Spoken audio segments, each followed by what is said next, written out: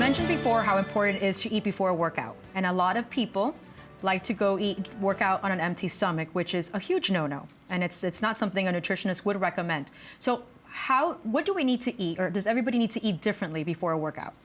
The idea is, in general, the idea is that if you're gonna eat right before a workout, that you try to do it at least an hour before so that you're not still digesting while you're working out, right? That's just the main thing, because if it's still in your stomach and you're working out, it has to come out some way. So what we eat really does depend on the person, because what I tolerate, for example, I can easily eat a piece of toast with a little bit of almond butter, but it might not sit well with other people. So just a fruit, it's all they need. What we're looking at is just for a carb. If it's with an hour before exercising, a carbohydrate. So that's your energy. Exactly, that's the energy that you're gonna be using immediately. But for example, if it's a race or you're really performing and you're nervous and pressured, then your digestive system is gonna be out of whack. So the recommendation there is to just maybe drink some kind of carbohydrate containing drink, like a sports drink.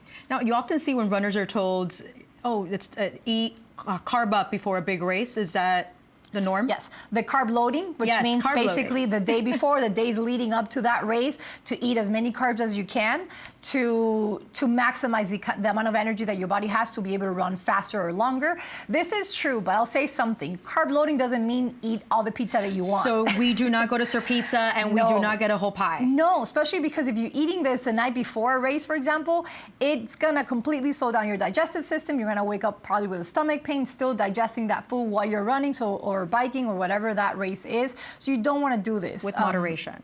Exactly, with moderation. And it's not just the night before. If you're really carb loading for a race that's half a marathon or above, then you wanna start 2 to 3 days before. Just increasing your carbohydrate throughout the day, a little bit more than what you normally take. But if you're running a 5K, carb loading is just gonna lead into weight gain at some point. Yes. So don't fall under that, because it's definitely not needed. Follow the first plate that we showed you.